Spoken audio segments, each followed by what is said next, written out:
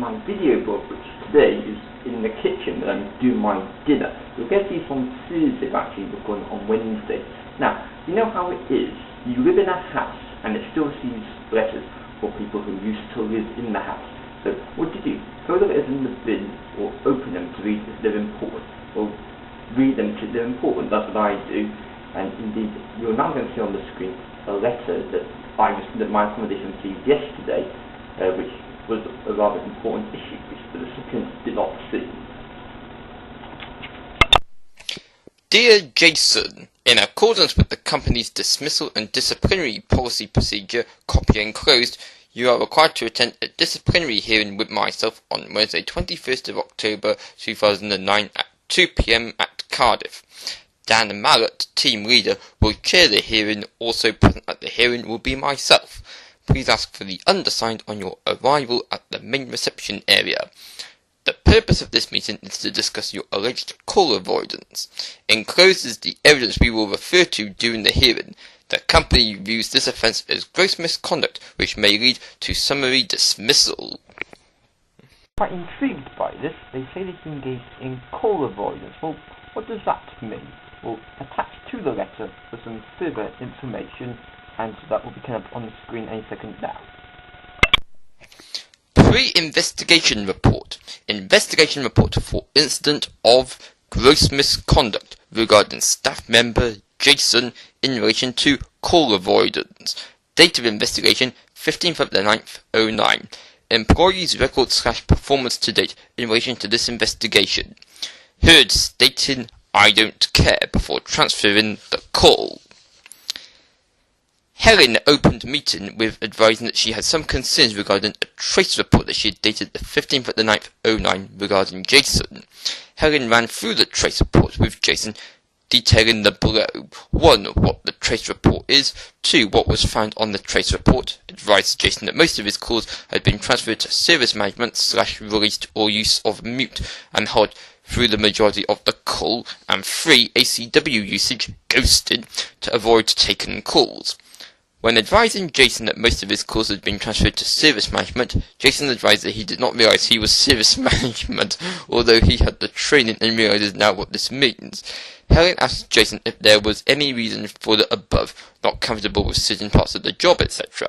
But Jason advised that there was not, and cannot remember doing this today.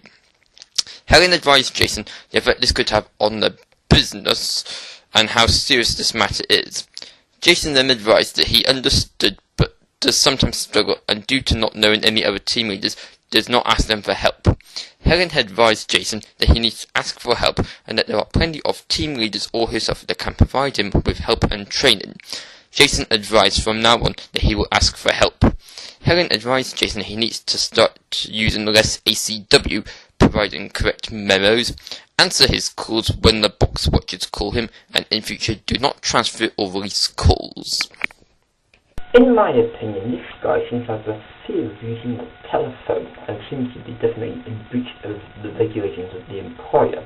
So let's find out what the misconduct regulations are of the company that he is working for.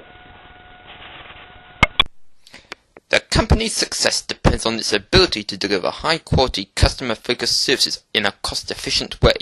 To achieve this, the company's employees must perform at sustained high levels, demonstrating integrity and credibility when meeting company standards and expectations in relation to behavior, activities, and performance.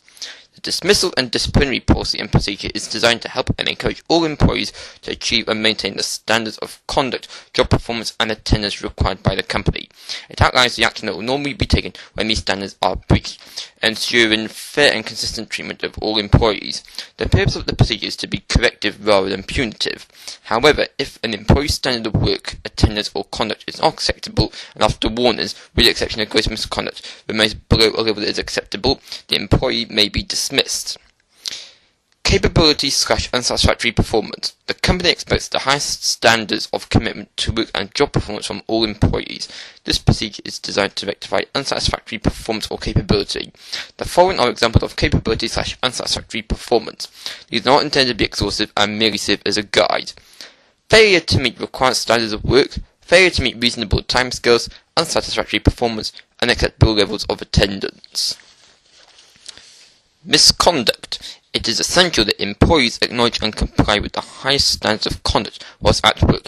Failure to adhere to company rules, procedures and policies may amount to misconduct and may lead to formal disciplinary action up to and including dismissal. The following are examples of misconduct. However, dependent on the facts, in more serious cases, the offence may amount to gross misconduct. These examples are not intended to be exhaustive and merely serve as a guide. Failure to observe company rules and procedures including, without limitation, those governing sickness reporting, alcohol, smoking and use of mobile phones, poor timekeeping and time wasting, unauthorised absence, otherwise known as unauthorised unpaid absence, UUA, failure to carry out duties or comply with reasonable management instruction, unseemly or disruptive behaviour, misuse of computers and or company assets, equipment or systems, contravention of minor safety regulations. That's all for today's video blog. Until next time, bye for now. Bye bye.